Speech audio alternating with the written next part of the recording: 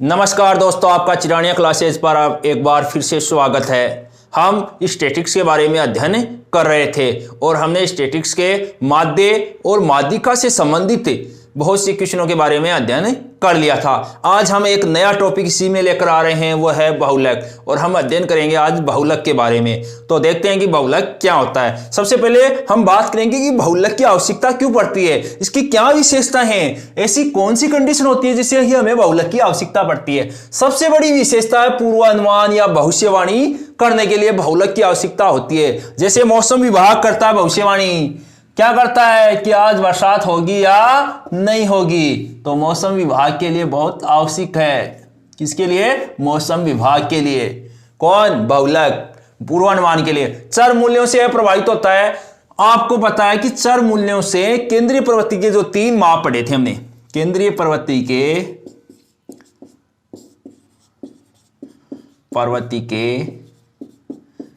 3 माप पढ़े थे हमने मुख्य रूप से। कौन कौन से? वैसे 2 कंडीशन में बांटा था मैंने इसको। एक बांटा था इसको गणितीय माध्य और एक बांटा था स्थिति माध्य। और इसमें भी मैंने क्या किया था कि गणितीय माध्य 3 प्रकार का पढ़ा था हमने। एक तो समांतर माध्य और दूसरा हमने क्या पढ़ा था? गुणोत्तर माध्य। गुणोत्तर माध्य। तीसरा हमने क्या पढ़ा था? हरात्मक माध्य। हरात्मक माध्य। और इसमें स्थिति माध्य में 2 पढ़े थे, माध्यक और हमारा बहुलक। कौन सा? बहुलक। अब देखो, हम बात कर रहे हैं कि केंद्रीय प्रवृत्ति के 3 माप मुख्य रूप से हम पढ़ रहे हैं। वैसे केंद्रीय प्रवृत्ति के माप होते हैं गणितीय माध्य और स्थिति माध्य। इनमें हम मुख्य रूप से 3 ही ज्यादातर सामान्य एग्जामों में पूछा जाता है। गुणोत्तर माध्य है वो सब्जेक्ट की एग्जाम होगी, उसमें पूछा जाएगा हरात्मक भी। समांतर माध्य और स्थिति माध्य में माध्य और माध्य। समांतर माध्य के बारे में हमने अच्छी तरह से पढ़ लिया था, काफी क्वेश्चन कर लिए थे इसके, और माध्य के बारे में भी हमने अच्छी तरह से पढ़ लिया। आज हमारा जो टॉपिक है वो कौन सा है? बहुलक है। इसमें कौन सा है? बहुलक। और बात करेंगे चरमूल्यों से प्रभावित होता है। कौन? बहुलक। गणितीय माध्य वो होता है जो गणनाओं पर आधारित हो, अर्थात एक भी आंकड़ा परिवर्तन कर दिया जाए तो संपूर्ण माध्य में परिवर्तन आ जाता है, वो है हमारा समांतर माध्य। जैसे मान लीजिए आपको 10 संख्याओं का दिया गया, कोई भी 10 संख्या है मान लीजिए, और उनका माध्य दिया गया 5 होता है, और मैंने यहां पर कोई भी एक संख्या चेंज कर दी तो माध्य चेंज हो जाएगा। लेकिन स्थिति माध्य में क्या होता है कि वहां पर चर मूल्यों का प्रभावित नहीं होता। अर्थात अगर एक आंकड़ा चेंज कर दिया आपने, जैसे ये हमारा बहुलक है, और बहुलक कौन होता है? जिसकी सबसे ज्यादा बारंबारता हो, और यहां पर बहुलक क्या होगा? 5 होगा। कितना होगा? 5। तो हमारा बहुलक। लेकिन मैंने एक भी कोई मूल्य चेंज कर दिया, यहां से देखिए मैंने 9 कर दिया, तो भी बहुलक कितना हुआ? 5। इस पर कोई प्रभाव नहीं पड़ा। लेकिन माध्य में क्या होता है? जैसे माध्य ये, अगर इन संख्याओं का माध्य अलग होगा और मैंने यहां पर 5 की जगह 9 कर दिया, तो इनका माध्य क्या होगा? अलग होगा। तो चर मूल्यों से क्या हो गया? ये प्रभावित हो गया। तो सदैव ध्यान रखना है आपको कि स्थिति माध्य है, अर्थात माध्य और माध्यिका, माध्यिका या बहुलक, इसको माध्यिका बोलते हैं भाई, ये कंफ्यूज नहीं होना आपको, इसको माध्यिका बोलते हैं।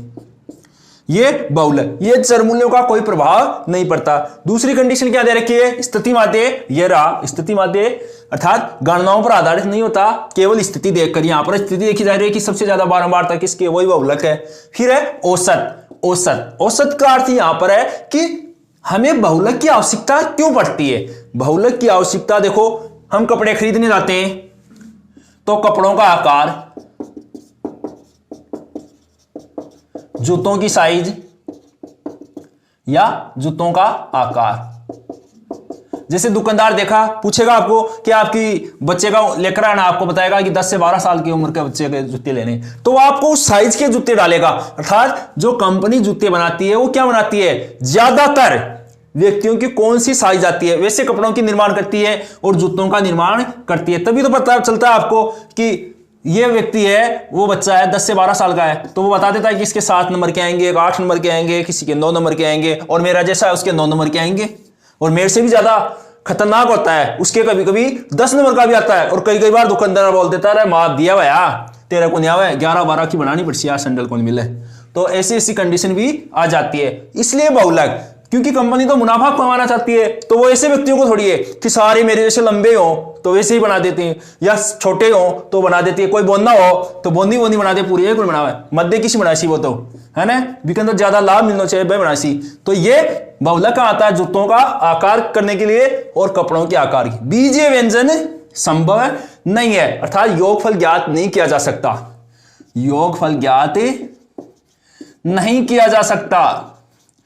कैसे मैं बात करूं, जैसे आपको दे दिया कि 10 संख्याओं का माध्य वो कितना है 15 है, कितना है 15। 10 संख्याओं का माध्य कितना है 15, तो इनका योगफल कितना होगा 150 हो जाएगा, आपको पता है।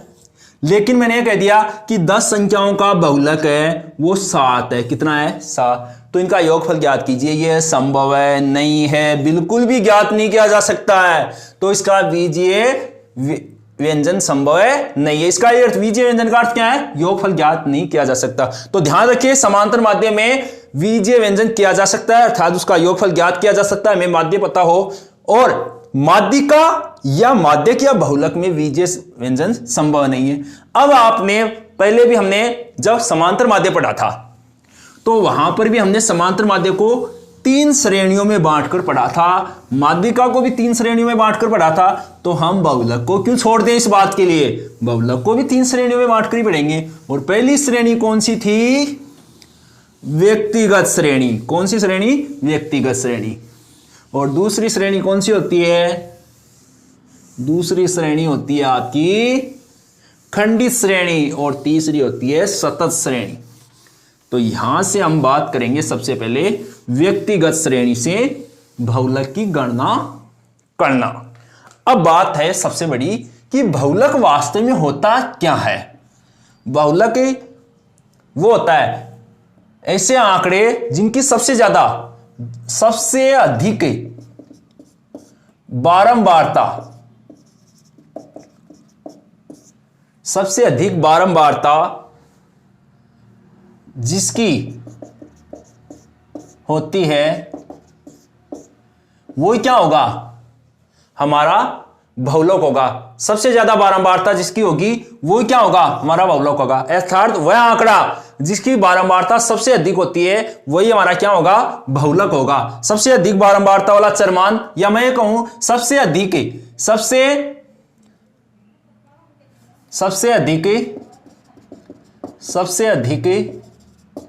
बारंबारता वाला चरमान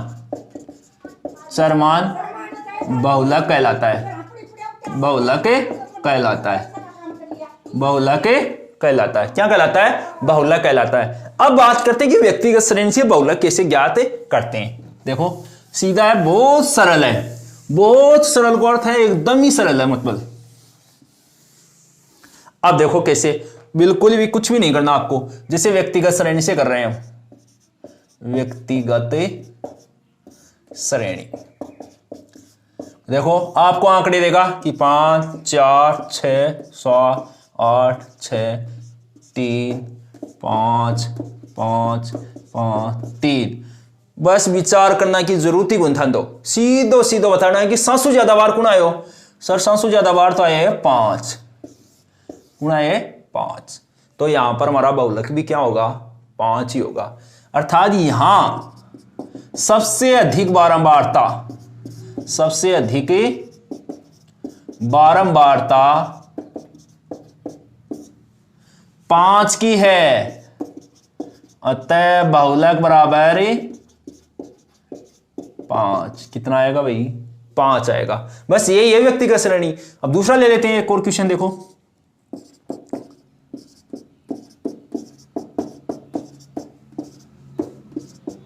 समझ गए होंगे आप लिखते ही कि कौन सा होगा हमारा उत्तर। तो यहां सबसे ज्यादा बारंबारता किसकी आई है, 4 की आई है। किसकी आई है, 4 की। तो हमारा बहुलक क्या होगा, सीधा सा है बहुलक बराबर अर्थात जेड, कितना आएगा भाई 4। यही व्यक्तिगत श्रेणी है, अर्थात सबसे ज्यादा बारंबारता किसकी है, वही हमारा क्या होगा, बहुलक होगा। अब बात कर लेते हैं हम थोड़ी खंडित श्रेणी की। देखो यहां से खंडित श्रेणी से बहुलक कैसे ज्ञात करते हैं।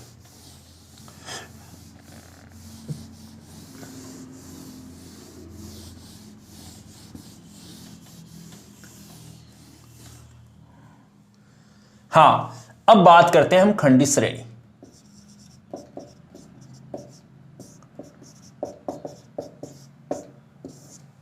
खंडित श्रेणी, तो खंडित श्रेणी से ज्ञात करते हैं। खंडित श्रेणी आपको पता है वही होती है जिसमें वर्ग अंतराल नहीं होता और बारंबारताएं होती हैं। तो यहां से बात करते हैं खंडित श्रेणी से बहुलक। यह आपको दिया हुआ है, यह खंडित श्रेणी है, यह आप अच्छी तरह समझ गए। हम पीछे वाले माध्य और माध्यिका दोनों में पढ़ चुके हैं। ये देखो यहां से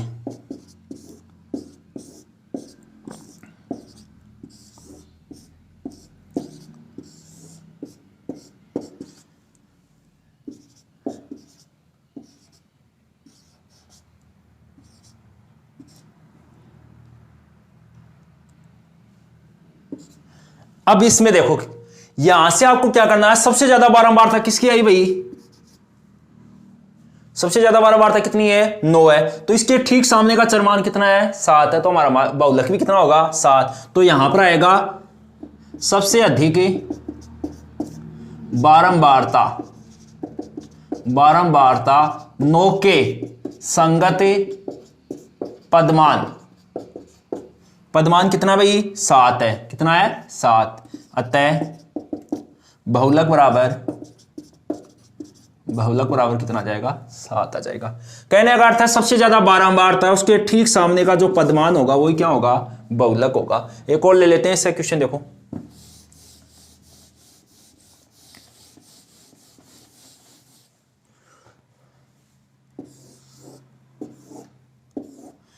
ये मान लीजिए 10, 20, 30, 40, 50, यहां से दे दिया 3, 2, 9, 8, 1, 4, ये आ गया। तो यहां सबसे ज्यादा बारंबारता किसकी है, 8 है। कितनी है, 8। उसके ठीक सामने का चरमान कितना है, 30। तो ये 8 है और इसके संगत पदमान कितना है, 30 है। तो बहुलक कितना होगा, 30 होगा। कितना होगा, 30। कितना होगा, 30। तो ये बात आपको अच्छी तरह से समझ में आ गई कि बहुलक। अब बड़ी बात समस्या ये है कि सर बारंबारता सेम आ जाए ना आ रही। मान लीजिए यहां के से अगर ऐसे आ जाए तो क्या करें, यह प्रश्न आ रहा होगा आपके दिमाग में कि यहां पर भी 8 आ जाता और यहां पर आ जाता 4 और यहां पर 2। अब सबसे ज्यादा बारंबारता किसकी है, यह कैसे पता चले कि 8 की भी है ये भी है, तो उत्तर 30 होगा 40 होगा। ऐसी कंडीशन में आपको क्या करना है, ऊपर वाले 2 जोड़ लीजिए, ये भी 2 जोड़ लीजिए, इन दोनों को जोड़ो। 8, 2, 10 हो रहा है, ये जोड़ा तो 8, 4, 12। अब बताओ ज्यादा कौन है, ये है क्या, तो हमारा उत्तर ये होगा। कौन सा होगा, 40। समझ में आई मेरी बात।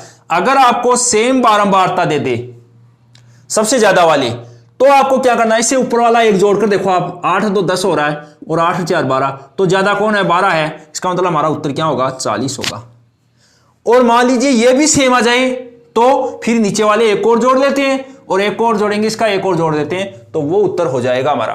तो यहां से समझने वाली बात क्या है, अगर सेम आ जाए तो इन दोनों को जोड़ना आप तो, और ये जिसकी ज्यादा होगी वही होगा हमारा उत्तर। यहां पर कंफ्यूजन नहीं होना है कि मैं 30 करूं 40 करूं या 31 या 40 ऐसी सर ऑप्शन में ना भैया, यहाँ कुछ ही गुनिया होगो 30 और 40 अन दोनों ने जोड़ना है, देखना ज्यादा कौन सी है, ये तो ये होगा हमारा उत्तर। एक और देखते हैं, देखो ऐसा ही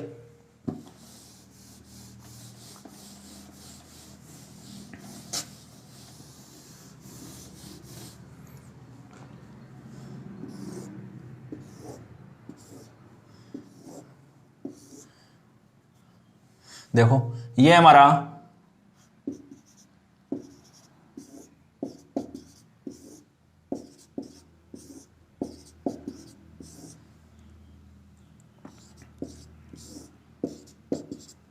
यहां से देखो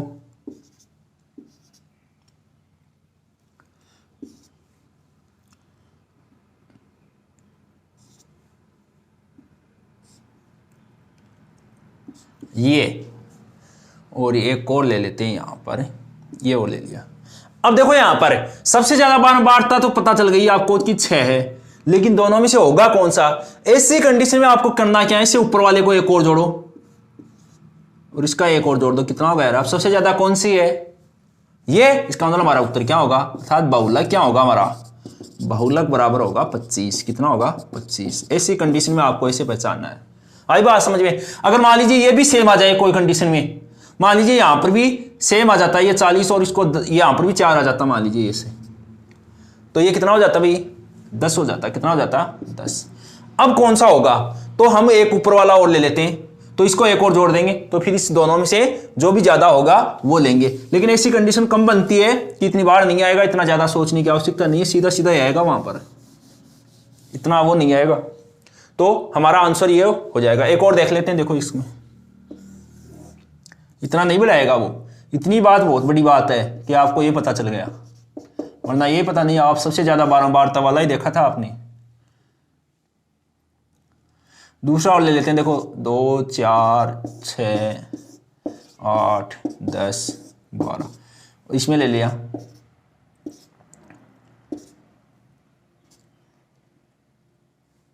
और मैंने यहां पर लिख दिया 5। अब देखो यहां पर, अब आपको पता तो चल गया कि इसके सामने वाला या तो है 6 या 8, और दोनों ऑप्शन रहेंगे आपके पास, तो कौन सा होगा? जोड़ते हैं, 7 1 8, ये 8 हो गया। इधर से 7 4 11, कितना हो गया? 11। तो ज्यादा कौन सा है? ये है। इसका मतलब उत्तर क्या होगा?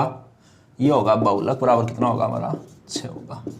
कितना होगा? 6। तो ये बात आपको समझ में। अब हम खंडित श्रेणी तो कर ली, व्यक्तिगत श्रेणी से भी आप समझ गए होंगे। अब हम बात करेंगे किसकी? आपकी सतत श्रेणी से संबंधित क्वेश्चनों के बारे में।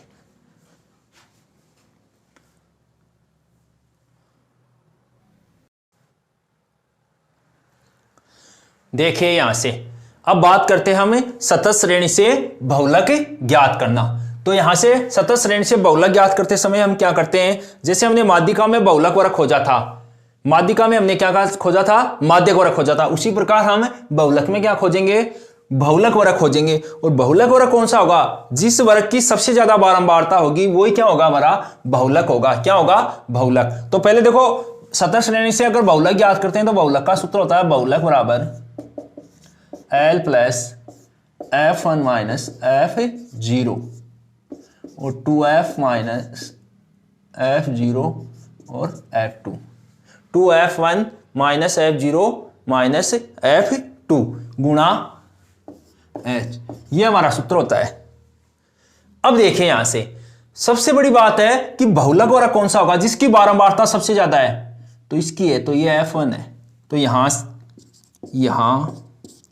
सबसे अधिक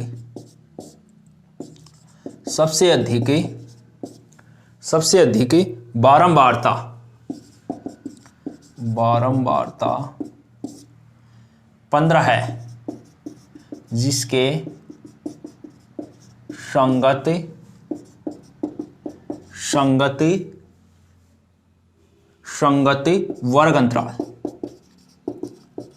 संगति वर्ग अंतराल कितना है भाई? 20 से 30 है। कितना है? 20 से 30 है। अतः बहुलक वर्ग कितना होगा? बहुलक वर्ग होगा 20 से 30। अब देखो L क्या होगा? L बहुलक वर्ग की निम्न सीमा क्या होगी? बहुलक वर्ग की निम्न सीमा, तो 20 हो गया। कितना हो गया? 20। इसके बाद में F1, ये F1 है तो ये क्या हो जाएगा? F2 हो जाएगा, और ये F0। तो F1 कितना है? 15 है। कितना है? 15। और F2 कितना हो जाएगा हमारा? 8 हो जाएगा। और F0 वो 10 हो जाएगा। कितना हो जाएगा? 10। और H क्या है? बहुलक वर्ग की माप। तो कितना है बहुलक वर्ग? 20 से 30, तो कितना है? 10 का अंतर चल रहा है। कितने का चल रहा है? 10 का। तो सबसे पहले बहुलक ज्ञात करते समय हम क्या खोजते हैं कि बहुलक वर्ग कौन है, और बहुलक वर्ग कौन सा होता है? जिसकी सबसे ज्यादा बारंबारता हो। तो यहां सबसे ज्यादा बारंबारता किसकी है? 20 से 30 की है, तो यह बहुलक वर्ग होगा। और बहुलक वर्ग की निम्न सीमा, जैसे माध्यक वर्ग की निम्न सीमा थी उसी प्रकार बहुलक वर्ग की, ये F1 हो गया, और ये F2 और ये F0 ये रख दिया मैंने। अब देखिए F1 आ गया 15, F2 आ गया 8 और F0 आ गया 10 और S 10 है। अब यहां से देखो रखेंगे सूत्र में L कितना हमारा 20 है, रख दीजिए, और F1 15 और F0 की बात करें तो वो कितना है 10 है, कितना है 10। और F1 है 15, कितना है 15, देखो ये रहा 15। और F0 कितना है, F0 10 है। और F2 की बात करें तो वो कितना है, F2 8 है, कितना है 8। और H कितना भाई, H भी 10 है। एक बार मान को देख लीजिए, F1 का मान रखा मैंने 15 सही है, F0 कितना रखा 10 और F1 15 फिर से, और F0 10 और F2 8 है, ये रख दिया हमने। अब कर दीजिए इसको हल, देखो 20 प्लस यहां से घटाएंगे तो कितना बच जाएगा भाई 5। अब यहां गलती मत करना, यहां बोर्ड मास का नेम लगेगा और इसको गुणा करेंगे तो 15 को 2 से गुणा किया तो 30 और 10 और 8 कितने होंगे 18 और गुणा 10, ये आ गया। इसको मैं यहां पर कर देता हूं नीचे, थोड़ा सा करूंगा तो यहां पर आ जाएगा कितना 20 प्लस 5 और यहां से 18 में से घटाते, ये सॉरी 30 में से 18 घटाएंगे तो कितने बचेंगे, सीधे सीधे बच जाएंगे हमारे कितने 12, कितने बच गए 12 बच गए गुणा 10। अब 10 से ये कट रहा है देखो 5 बार और ये 6 बार, तो यहाँ से आ जाएगा 20 प्लस 5 को 5 से गुणा कर देंगे तो 25/6, तो यहाँ से भाग लगा देंगे। 25 में 6 का भाग लगाएं तो 4 बार जाएगा पहले और 24, एक बच जाएगा क्या, एक बचेगा तो यहाँ से 10 में से 6 का भाग लगाएंगे तो एक बार जाएगा, कितनी बार जाएगा एक बार जाएगा।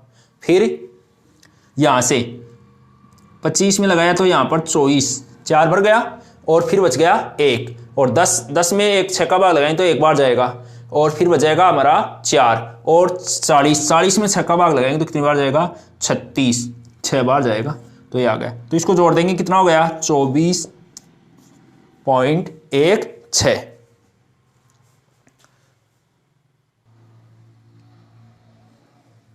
तो हमारा बहुलक कितना आ गया 24.16 आ गया ये। तो ये आपको अच्छी तरह समझ में आ गया, स्क्रीनशॉट लेना चाहिए तो आप ले लीजिए और बाद में एक बार फिर से देखते हैं।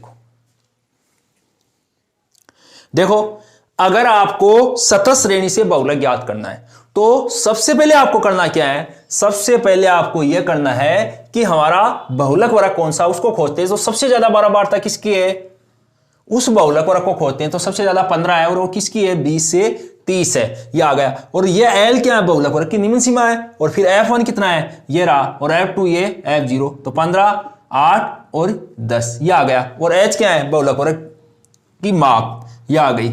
फिर आपको कुछ नहीं करना, आपको सूत्र याद होना चाहिए वैसे अच्छी तरह से। सूत्र होगा तो यहां से F1 का मान दे रखा कितना 15 और F0 का मान कितना है भाई 10 है, कितना है 10 है। और फिर F1 15 और 0 10 और 8, 10 और 8, ये देखो 0 और 2 का मान कितना है 8 है, ये आ गया। फिर यहां से 15 में से 10 घटाया था 5 बच गया, 15 को 2 से गुणा किया तो 30 और 10 और 8 18, 30 में से 18 घटा देंगे तो कितना बचेगा भाई 12 बच गया।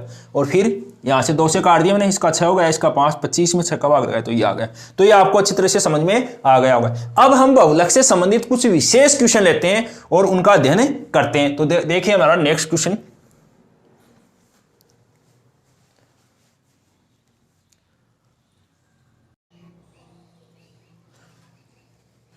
देखिए निम्न बंटन का बहुलक 28 हो तो अक्ष का मान ज्ञात कीजिए।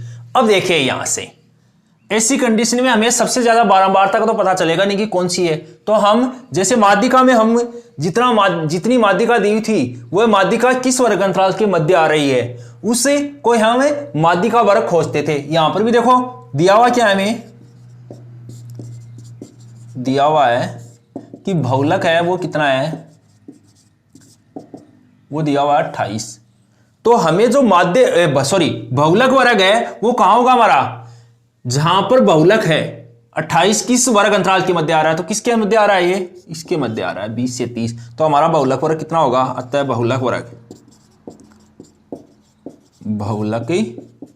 वर्ग और वो कितना है 20 से 30 है। ध्यान रखना है ऐसी कंडीशन में हमें सबसे ज्यादा बारंबारता का पता नहीं चलेगा क्योंकि अक्ष का मान हमें पता नहीं है, अर्थात अज्ञात बारंबारता का हमें पता नहीं है। तो ये भी हो सकती है। तो हम इस भ्रांति से बचने के लिए अर्थात इस क्वेश्चन की सही दिशा में जाने के लिए हमें क्या करना है, जितना बहुलक दे रखा है वह किस वर्ग अंतराल के मध्य आ रहा है वह ही हमारा क्या होगा, बहुलक वर्ग होगा। अब सीधा सीधा कर दीजिए कि L कितना हो गया हमारा 20 हो गया। तो ये सबसे ज्यादा बारंबारता हो गई, ये F2 हो गया और ये F0 हो गया। ये बात आपको समझ में आ गई होगी। तो F1 कितना आएगा यहाँ पर 6 आएगा, कितना आएगा 6, और F2 अक्स और F0 वो कितना है 2, और H कितना आएगा भाई 10 आ जाएगा, कितना आएगा 10, ये आ गया। तो यहां से सबसे बड़ी बात है, अगर ऐसी कंडीशन में आपको अज्ञात बारंबारता ज्ञात करवा रहा है तो हमें जो बहुलक वर्ग है वो कहां खोजना है, जहां माध्यक दे रखा है वो माध्यक किस वर्ग अंतराल के मध्य आ रहा है उसको खोजते हैं। तो यहां पर 20 और 30 के मध्य आ रहा है 28, तो हमारा बहुलक वर्ग ये होगा, ये F1 हो जाएगा, फिर ये F2 हो जाएगा, ये F0। अब सूत्र रख दीजिए केवल सीधा सीधा कि बहुलक बराबर L plus F1 minus F0 और 2F F0 F2 गुणा H। अब रख दो, देखो बहुलक कितना दे रखा है हमें 28, रख दो 28, और L कितना है 20 है, प्लस F1 कितना भाई 6, कितना है 6, और F0 कितना है, F0 है हमारा 2, कितना है 2, और F1 कितना है, F1 है 6, कितना है 6, और F0 कितना है, F0 है 2, और F2 कितना है, अक्ष है, कितना है अक्ष, गुणा H, H कितना है 10। केवल मान रखना है आपको, सूत्र में क्या करना है मान रखना है। रख दिया मैंने, F1 का मान 6 था, रख दिया, और F0 का मान कितना था 2, कितना था 2, F1 का मान 6 रख दिया फिर से, और F0 का मान 2, और F2 का मान कितना है अक्ष, और गुणा H, H कितना है 10। तो आपको मान अच्छी तरह से रखना है और बाद में सामान्य रूप से ही हल करना है, जैसे पहले कर रहे थे। तो कर देते हैं यहाँ से, तो करेंगे तो यहाँ से क्या आ जाएगा 28, ये 20 इधर आ जाएगा, किसका होगा भाई माइनस का हो जाएगा, किसका हो जाएगा माइनस का। 6 में से 2 घटा दो, 4 बच गए, और 6 को 2 से गुणा करो 12, और 2 माइनस अक्स गुणा 10, ये आ गया। चलो इसको कर देते हैं आगे, घटाएंगे तो कितना बच गया 8। यहाँ से देखो ये आ जाएगा, 4 को 10 से गुणा किया तो 40, और इसमें से घटाएंगे तो कितना बच जाएगा भाई 10 बच गया, और ये अक्स, ये आ गया। अब कर देते हैं इसको वज्र गुणा, करेंगे तो यहाँ से करेंगे, इसके नीचे लगा सकता हूँ मैं, करेंगे तो क्या आ जाएगा, इसको करेंगे 8 गुणा 10 माइनस अक्स बराबर 40, ये आ गया। अब यहाँ से कर देते हैं इसको, देखो 10 को करेंगे तो यहाँ से कितना आ जाएगा 80, इसको करेंगे तो 8 अक्स और ये 40, 80 को उधर ले जाएंगे, किसका हो जाएगा भाई माइनस का हो जाएगा, किसका हो जाएगा माइनस का। तो कितना बच जाएगा 40 बच गया, तो बराबर कितना आ जाएगा अक्स बराबर -40 बट्टा -8, तो कितना आ जाएगा, लगाएंगे भाग तो कितना आ जाएगा 5 आ जाएगा, कितना आ जाएगा 5 आ जाएगा। तो यहां से यहां पर देखो, ये आपको दिखाई नहीं दे रहा होगा तो इधर देखते हैं, देखो इसको यहां पर कर देता हूं मैं। लास्ट में हमने क्या किया था कि अक्स बराबर -40 बट्टा -8, तो भाग लगाएंगे तो कितना आया 5, कितना आया 5। तो हमारा अक्स का मान अज्ञात बारंबारता कितनी आ गई 5। आप स्क्रीनशॉट लेना चाहिए तो ले लीजिए, एक बार फिर से बताता हूं आपको।